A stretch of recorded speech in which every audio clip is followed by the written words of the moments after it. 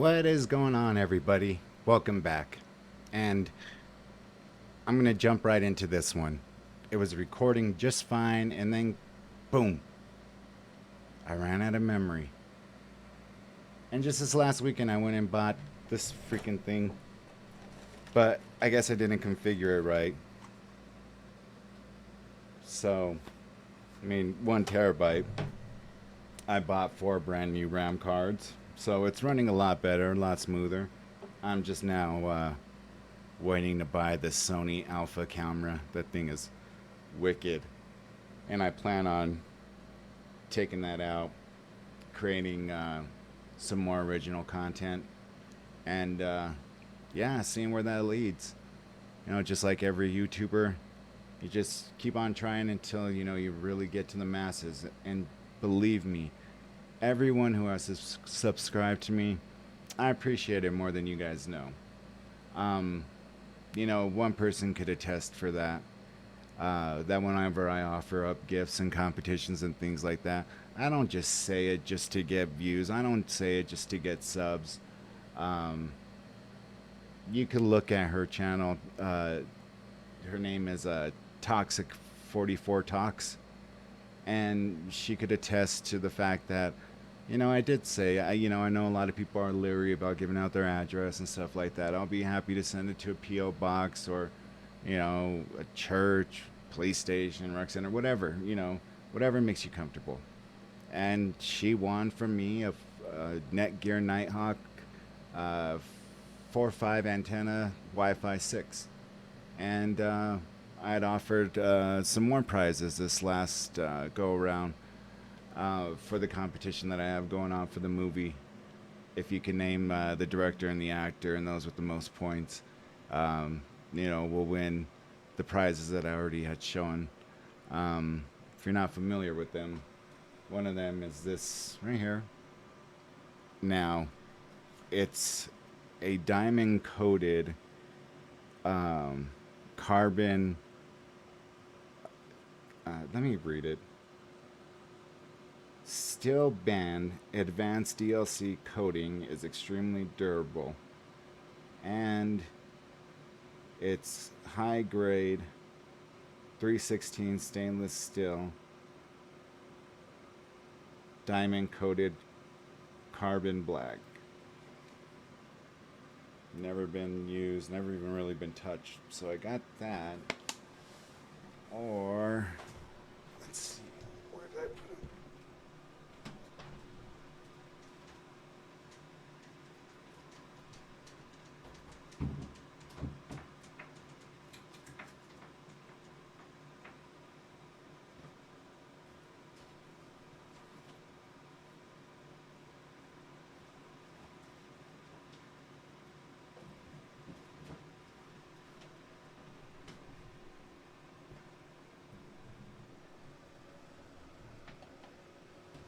I'm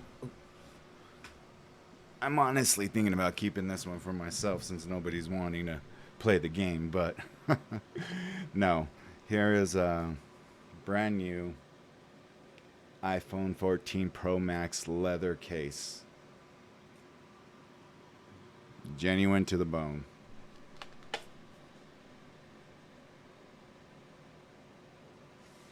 So, those are your two options. Anyone who partakes in the game and has the most points, 1 point for guessing the movie, 2 points for the movie and the protagonists, meaning the actor or the actress, or the actors and actresses. So, nothing stopping you guys. Just give it a look. If you enjoy this content, like and subscribe. And what I'm going to get into tonight is, I've heard the story many times, but I haven't heard it from him. And who I'm talking about is Coffeehouse Crimes. Story is about Randy Stair, and I'm sure you guys are familiar with him. For those of you that aren't, you're going to really see a decline in how people's behaviors really can get. And my personal thought is, and I'll give it along the way, from what he went through and to how he became the way he did. So let's give it a listen. and a watch. Or a look-see.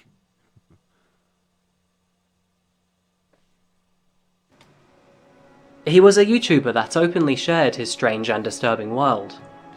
But when his mind started to avalanche into the dark, no one saw the warning signs that ultimately led to his tragic actions.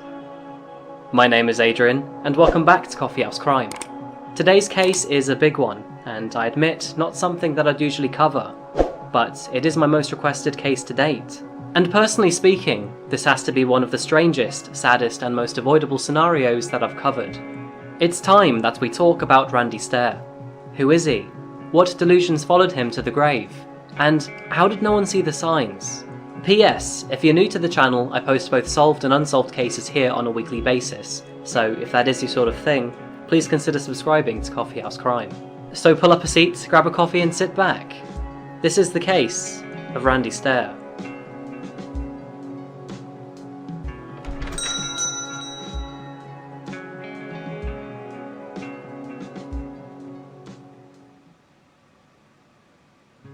Welcome to Pennsylvania. Known for its stunning scenery, chocolate, and of course the Philly cheesesteak, there are many indulgences found throughout the state, which is the 5th most populous in all of the USA. It's home to over 13 million residents, and 4 of them were the Stair family. Randy Stair was born on the 17th of September 1992. He later became an older brother to Jeremy, who was born on the 11th of September 1994. His father Robert and mother Lorianne were an average married couple in America, focused on raising their 2 young boys, and for the most part in their younger years, things did go to plan. But Randy was said to be a very shy kid while growing up. The same as many, he didn't like to be the centre of attention at school, and would often look away when being talked to. But more uniquely, he would prefer to be alone at all times, and always seemed lost as a child, without any full clarity. Randy was a big fan of Nickelodeon cartoon shows, and would often draw pictures of Timmy Turner and Danny Fenton in his school books. As a child, he often dreamed of being a cartoon character too. But other than a broken collarbone in 1st grade, Randy's childhood wasn't too eventful. His introverted side carried on with him into adulthood, however. Yes, he did have friends, but he never dated anyone, and he hated working in groups at school. And although it was obvious that Randy suffered from some sort of social anxiety, he was never actually diagnosed with any sort of mental condition. In June of 2008, Randy launched his YouTube channel called Pioneers Productions. He'd actually had a previous channel before this, creating funny videos using movie clips, but after several copyright strikes, it was taken down indefinitely. The new Pioneers Productions channel, however, would be different. To begin with, Pioneers Productions was all about goofy comedy stints, something you'd expect from an average 15-year-old boy. And as time went on, the channel would restructure to focus on 3 main characters: Randy Stair, Froggy, and Whale. Randy had actually found Froggy in a shopping cart at Wise I used to have that whale. It was from SeaWorld. Supermarket one day. It was dirty and smelled of cigarettes, so Randy decided to take him home and clean him, before using him as a character in comedy skits. I don't care. I'm setting you straight even if it kills me and sets the house on fire. I'm gonna do it! You have got to be kidding me! I'm a fucking frog! You want me to get educated? I've had it up to here with your attitude, your manners, your... Whale was depicted as a perverted predator that liked to hit on Randy with a low voice. He would continue to create content around these two and himself for a couple of years. You mean you still haven't told them about us? What? No! There is no us! In 2010, Randy got his first job working at McDonald's, but he hated it. Within 3 hours of his first shift, he quit. Randy's parents were furious. By now, Randy was 18 years old, and his parents expected him to push his own weight in the family household. So only a few months later, Randy's dad got him a job at the local Wise supermarket, where he himself was the shop's manager. Back on the YouTube side of things, it was spring in 2011 that Randy officially became a paid YouTube partner. Hey everybody, my lifelong dream for YouTube has come true. I am officially a YouTube partner, and that is fantastic. For a while already, he had wanted to become a filmmaker, and with monetization achieved, this propelled his ambitions. You know, it's so... It's not awkward, but you'll find, and it's very surprising, that a lot of introverted people, actors, often succeed behind a camera more so than in any public event. I know Selma Hayek is extremely afraid of speaking in public. I know Leonardo DiCaprio is the same way too. Now, granted, I'm like not even a percentage. Well, I'm like, yeah, like a 0.0002% in front of a camera, unlike them. But it's something different when a camera is on you and a production crew and a director. It's not the same as talking to, a crowd of people. Like me, I've never been nervous to talk in front of people, to speak in front of people, ever. But I've said this before, like, I really, really fucked up my audition. So when they called and I thought, like, they're going to offer me, like, the janitor or something, like, cleaning up on set or something, I'd be like, sure. But no, I was shocked that they still chose me because I did such a horrible job. And I don't know what happened. I don't know what came over me. I just fucking froze. And then during the filming, I got an email from the lead actor, and just such a nice guy. The only time I had met him was during our read-through. But, said the director, the production staff, so many of them told us before our shoot that you killed it, that you knocked it out of the park, and that they hope that we followed in your footsteps. And I was like blown away. I'm like, wow, what a compliment to get, not just from, the lead actor, but from most importantly, the director and the production crew. Like, that was just humbling. But yet I find myself introverted in my older age. When I was younger, there wasn't a night that I could stay home. Like, I had to be out, with friends. Always had to be out. Everybody, even to this day, like, people I haven't heard from will be like, oh, there's a cool guy. And I'm like, that was a long time ago, man. Not, now I prefer to, like, be low-key, kind of, hang out to myself, do this, YouTube thing, and that's just me. But in front of a camera, it feels, you're with your character, and if you studied that character well enough, and if you're taking directions well enough, whoever you're interacting with in that film, the rest plays out. It's not as hard as some people think it is. But of course, I've gone to classes and done all that before. But if this young man here, became monetized, it means he was hitting a crowd with some people, and he wasn't as bad as, people might think. I know, what's his name, Adrian, Coffeehouse Crime Dude, was like, I'm making comedy sketches for a 15-year-old boy, well, that 15-year-old, who he went on to still get monetized, a few years down, I don't know how much longer down the road, but I mean, he must have did something right to get, monetized. So, being introverted isn't always a bad thing. It's not a sign of a disability. There's nothing wrong with wanting to be just kind of in your own thoughts, but, for some there are, but I have I'll wait till I have a theory on what, some of the things that could have occurred that got him the way he did. But I just jumped up when I saw that, so my big goal is accomplished. So on that note, he bought himself a new iMac and started to create content with other creators in his genre. It was around the same time in 2011 that Randy graduated from Dallas High School. He would now attend Luzerne County Community College for 3 years through to 2014. But it was never at the forefront of his mind. Being a fan of many cartoons throughout the years, Randy was also part of the My Little Pony fandom, or also known as a brony. He also had several other posters from Frozen, Inside Out, and the Beatles. He darted around YouTube for a bit, experimenting with different types of content, including gaming, and he even tried making new channels, including Pioneer's Anthology. However, nothing really stuck for Randy.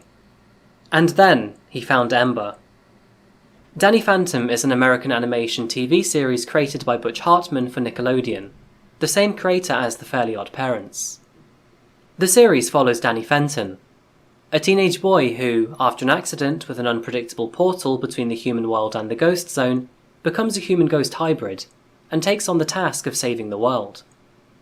Danny Phantom was well received by both television critics and audiences, gathering a cult following since its original run in 2004.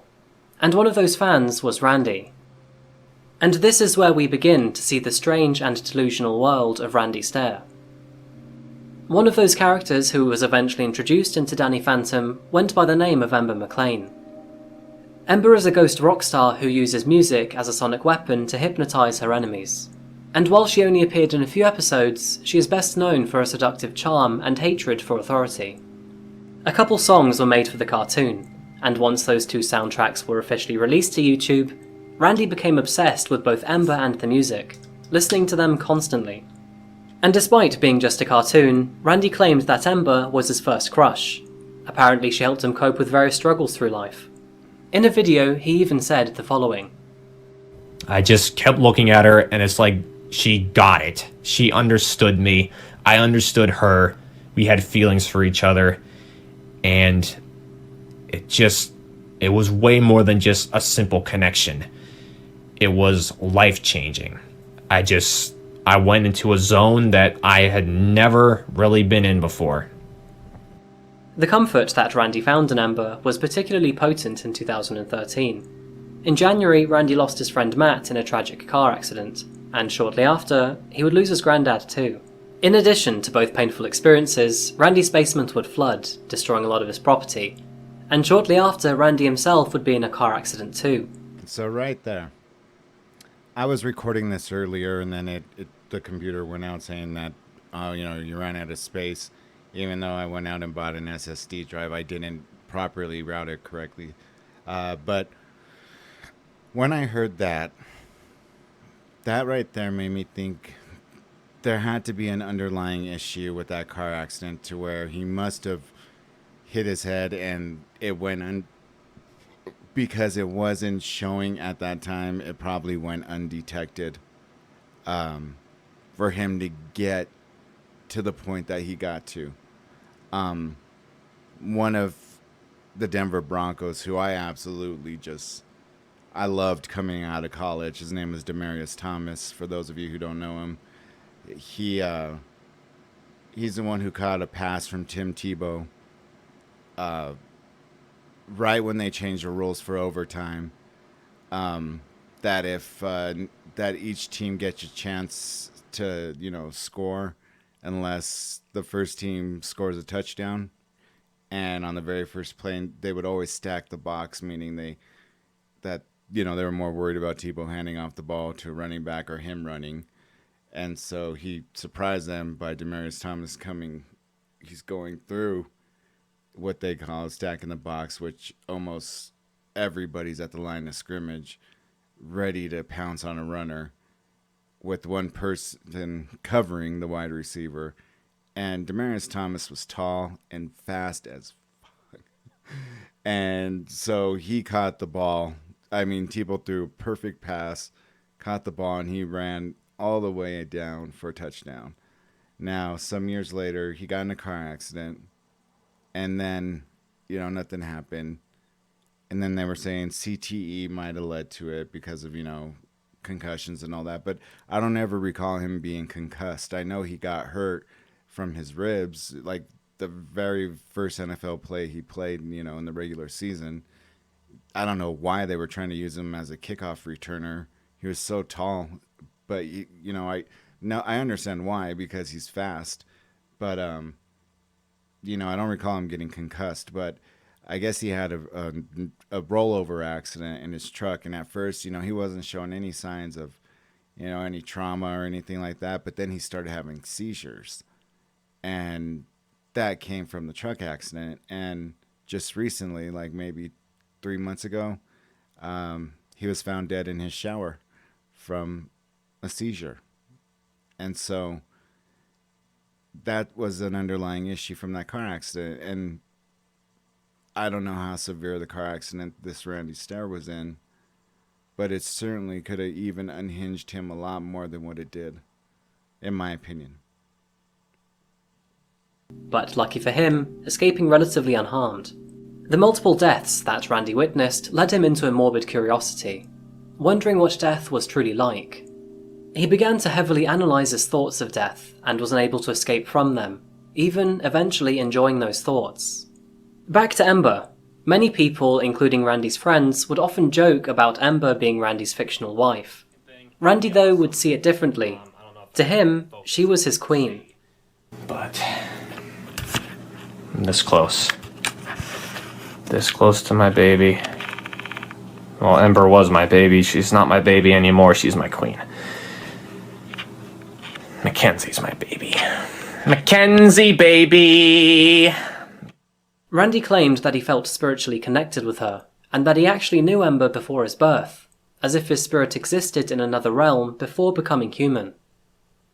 It was through his connection with Ember that he created his own alternate universe, one that would firmly grip Randy, and ultimately, change his direction in life forever. He called his fantasy universe Ember's Ghost Squad, or EGS for short. It was a fan-made spin-off of Danny Phantom, staying true to both the artwork and the general storyline. A squad of ghosts, but this time, ones who seeked and recruited suicidal people. Following several years of work on Pioneer's Productions and not getting very far with it at all, he decided to quit and move on to his new passion, which was to create and animate Ember's Ghost Squad. He'd do this by changing to a new YouTube channel, but before he could, he would have to end Pioneer's Productions. Throughout 2014, he worked on a 5-part YouTube series that focused on killing off his 2 other main characters, Froggy and Whale. He did this by viciously stabbing them with a knife. Why are you doing this? Because she told me to.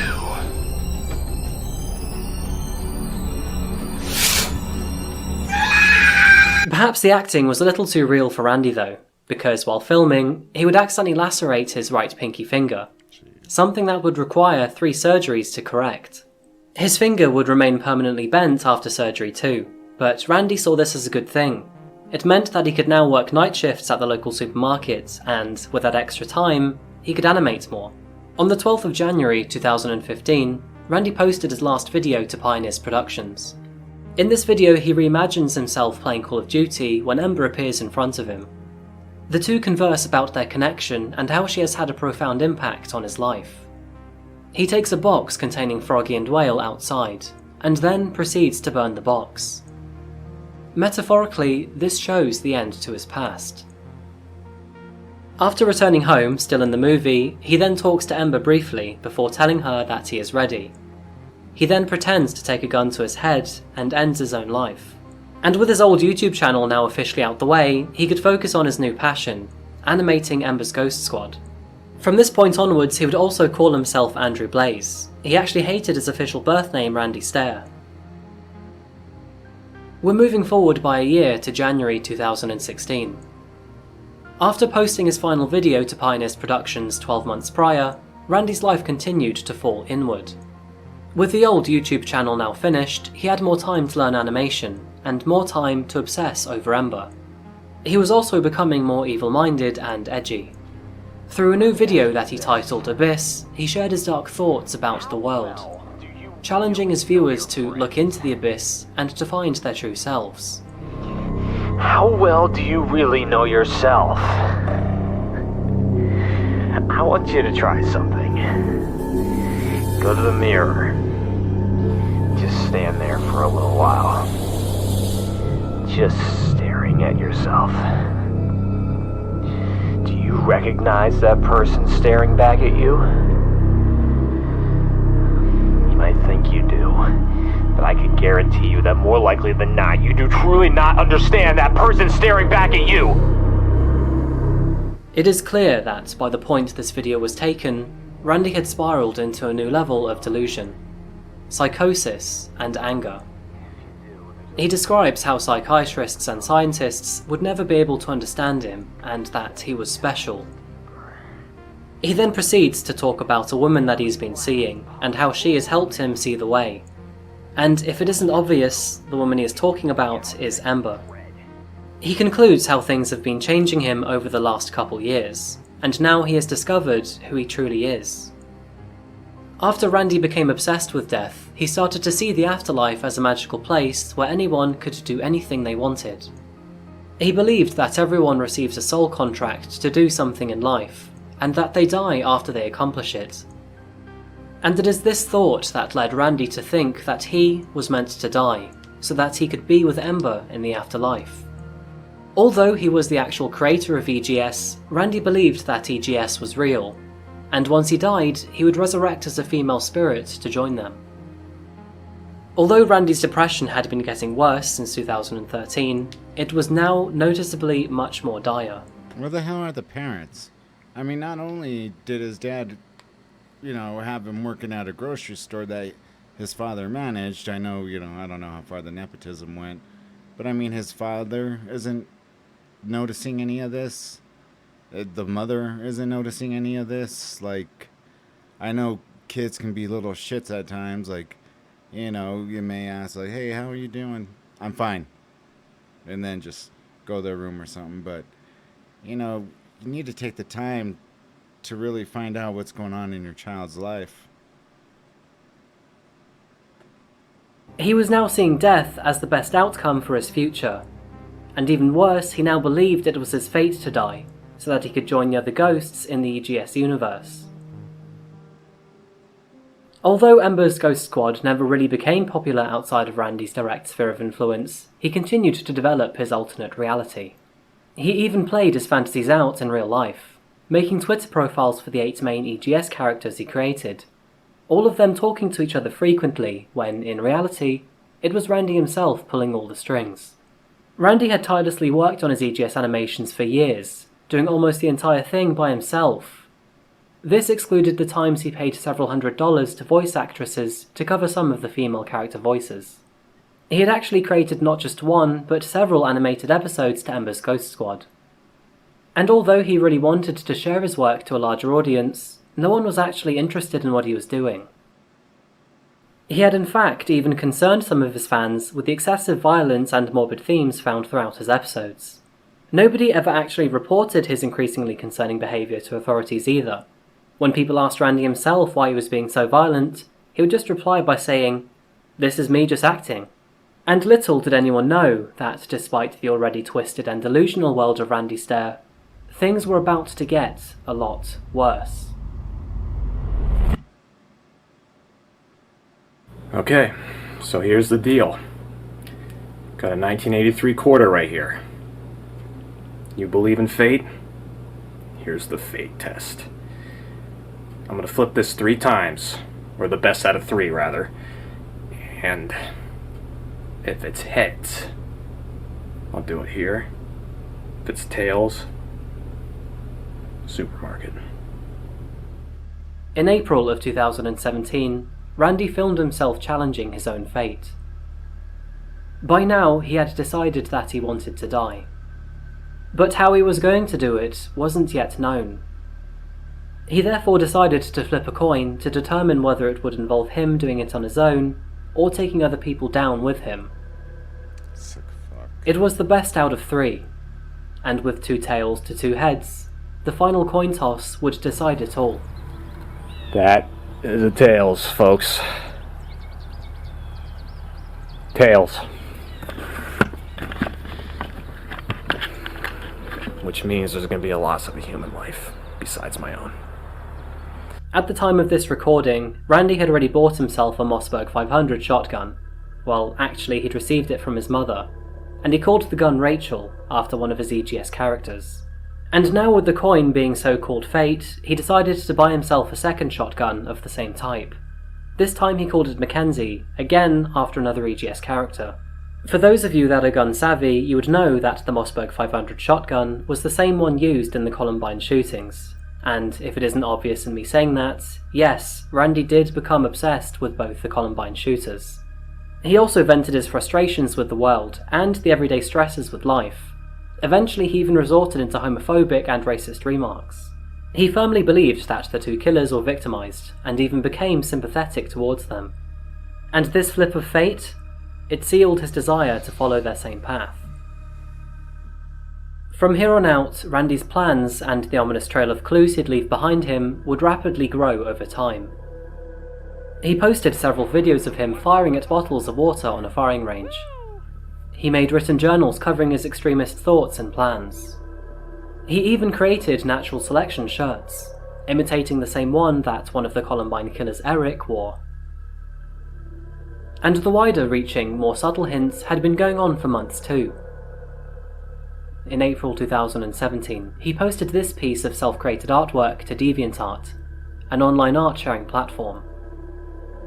He also watched a lot of documentaries on spree killers and discussed them on online forums, and openly expressed his desire to see a full version of the Columbine basement tapes, a log of personal thoughts and attack plans that they created.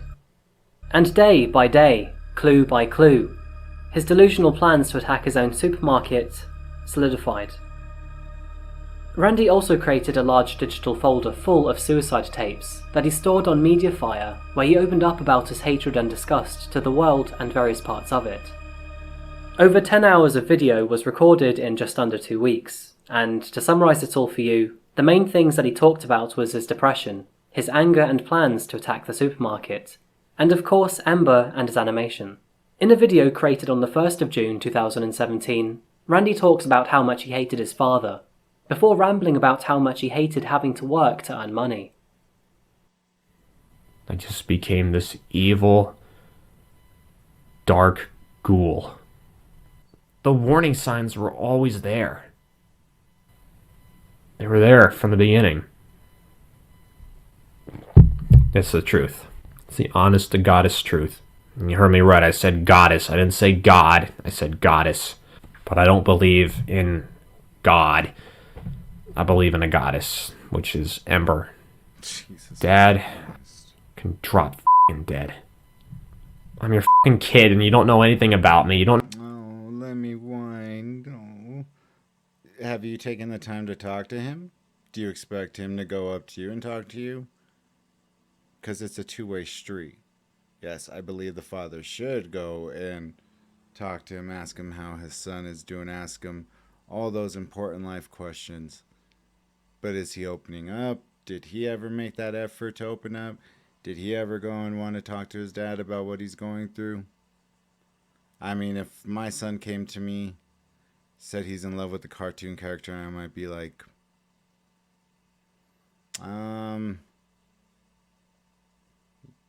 let's see somebody about this.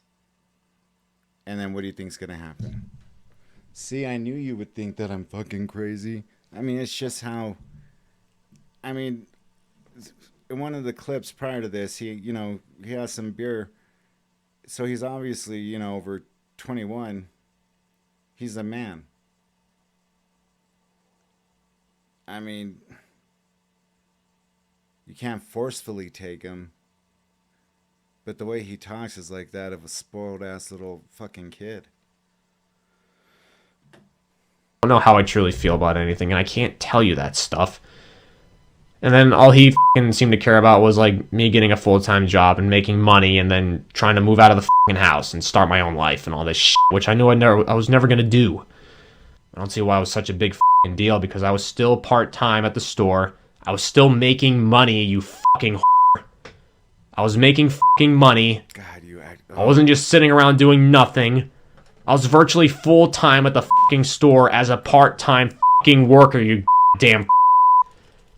And you make it out to be like I wasn't doing anything with my f***ing life. Kiss my f***ing ass. All that was on my mind anymore were girls. And girls and girls and girls. I could not get girls off my mind. And the whole cartoon channel is girls. Dead girls.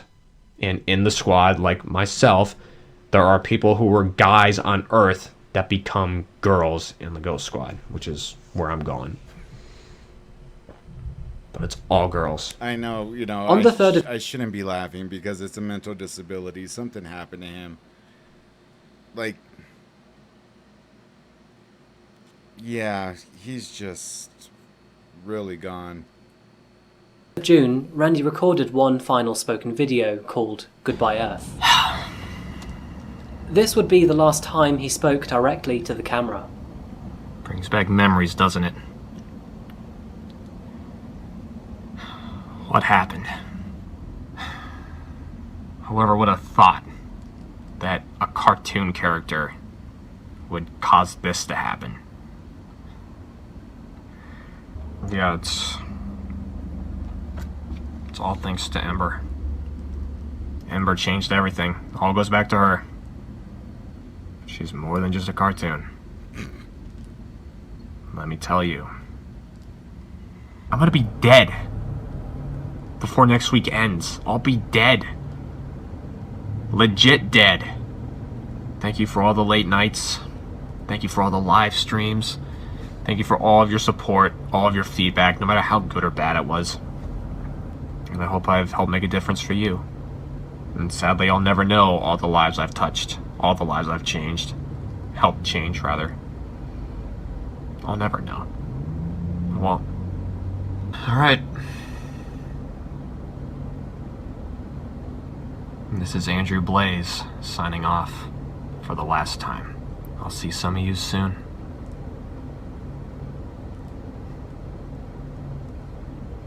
Andrew, out.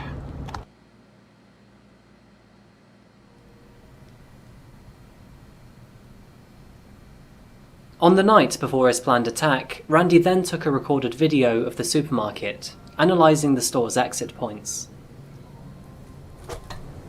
The aisles were clean, boxes tucked away, food products neatly lined the shelves.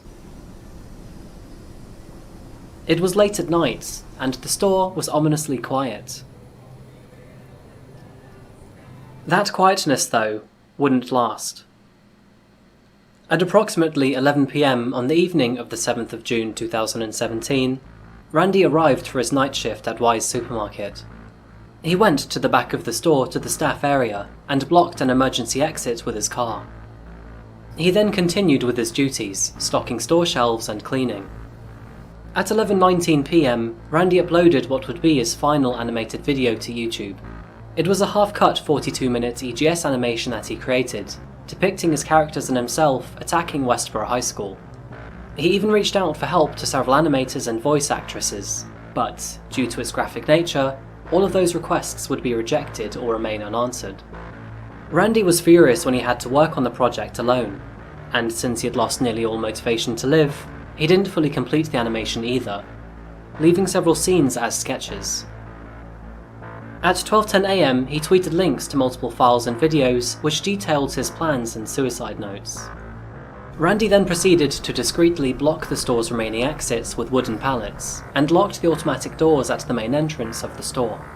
He then armed himself with 2 shotguns, wearing a t-shirt with the phrase, "It's our time to rise," on the front. Randy then walked throughout the store, shooting 3 of his co-workers, of which all 3 would tragically be killed. He then approached the 4th and final co-worker, Christian Newell. She was actually listening to music through her headphones, and had not heard the horror unfolding around her.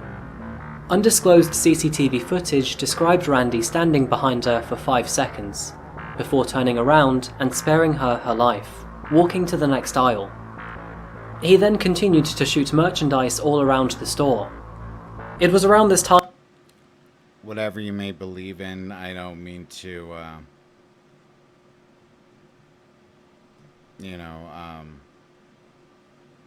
insult you or make you feel, any which way about it, but someone was protecting her, God was protecting her, her guardian angel, for him to not do that maybe it's because he was relating himself as a female character that he was going to become. That's why he didn't do it. I'm interested to know if I think the 3 that he killed were all men, but maybe he spared her because she was a woman, you know, a girl, I don't know, a teenager, female, but yeah, somebody had her back. Divine intervention. Time that Kristen took her headphones off and realised what was going on after hearing the gunshots. She decided to sprint to the staff room to call 911, and along the way, she would unfortunately see her colleagues dead on the floor. She would successfully get to that staff room and call the police. Not that it mattered, however, because in that time, Randy had gone to the deli section of the store, sat down, put the shotgun in his mouth, and ended his own life. Police, with their station located just down the road from the supermarket, would arrive only minutes later. And there they would find the bodies of Randy and his 3 victims. Victoria Todd Brong was an assistant tag manager at the store.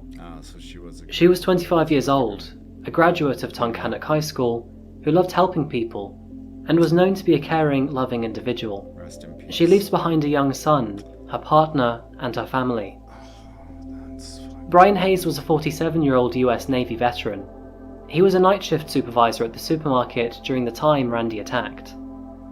He was a loving father, husband, and son who would do anything for his family. And 63-year-old Terry Lee Sterling, who was also working at the night store that night, was found dead too. He was described as a great, all-round normal man, and leaves behind a son, a brother, and 2 grandchildren. Friends and families of the victims, along with the residents of Easton Township, would all suffer greatly over the following weeks. It would take them a long time to heal, but with thanks to the perseverance and strength of the community, Wise Supermarket was restored and reopened just a month later. And it was soon learned that shortly before the attack, Randy had actually emailed 10 of his close friends to let them know what he was doing. He told all of them that by the time that they would be reading that email, he would be dead. He shared his regrets of not being able to live up to his personal accomplishments, and then talks about joining Ember and the girls in the afterlife. And while Randy did expect his attack to go down in history, it didn't actually get a lot of widespread media attention. In fact, it barely broke any front pages or headlines at all. Following the attack, one of Randy's friends, Damien, posted to Twitter, "In 2011, there was a fan of mine who later ended up being my friend. He was brought into a close group of mine through Xbox Live. I could tell he really just wanted some friends to play with. Eventually, we all bonded and shared a few years of laughter over some games. Once I moved, we became a little more disconnected. Last night, he wrote me a long suicide note, and today I found out he went and shot up a grocery store, killing 3 of his fellow employees, before turning the gun on himself. I don't know how to digest this. The clues were already all over the internet, but I didn't think he would go to these great lengths. Mental illness is a serious issue. Please, if you know anyone who is suffering, or if you are yourself, please get help. Please don't hurt yourself and others. It's sickening and sad at the same time." And this very much sets the tone of my final message to this case. While Randy was psychotic and clearly experienced a prolonged detachment to reality, he by all means was aware of what he was doing.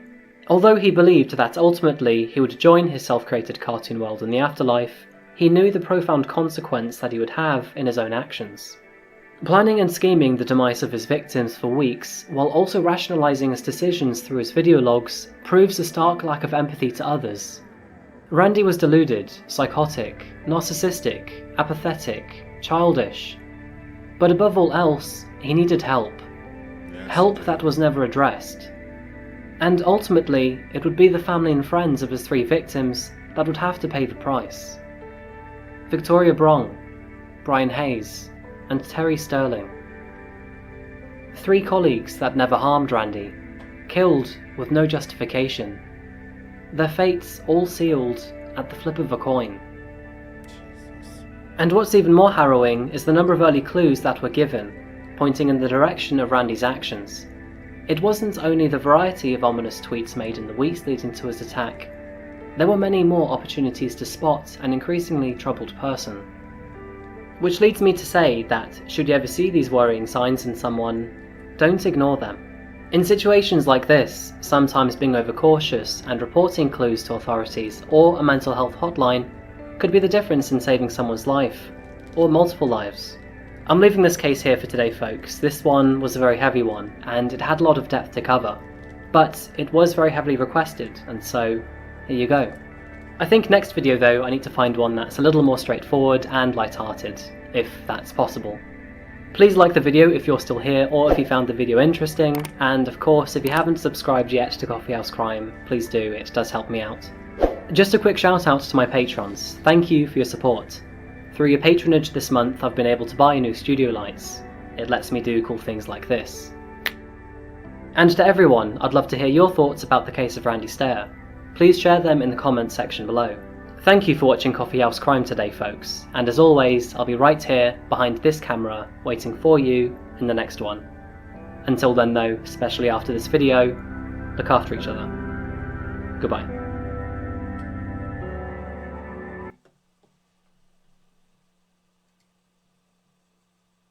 Wow, so my thoughts, are just... I've heard it before, and heard it from different, perspectives. It was an underlying issue. Something happened to him when he got in that car accident. I bet you any money. And with him killing himself, I'm sure, they were unable to really study his brain if he did have any, frontal lobe cortex injuries, anything along those lines. But it's sickening to think that other people suffer because of your fucking delusions, and that's just sad. But very well put together video. Fan of Coffeehouse Crime for sure. So we'll go ahead and end it right there, and maybe call it a night. Upload a few more tomorrow. So I hope you guys enjoy these videos. Give it a like if you do. For anyone who's new, like and subscribe. It's really gonna help me out because I want to continue doing this as well. Yeah, I'll find my niche, but it's not gonna be anything sickening like this bastard that just it pisses me off when other families have to pay the price for somebody's delusions, and that's exactly what happened here. So anyways, like they all say, look after each other, take care of each other,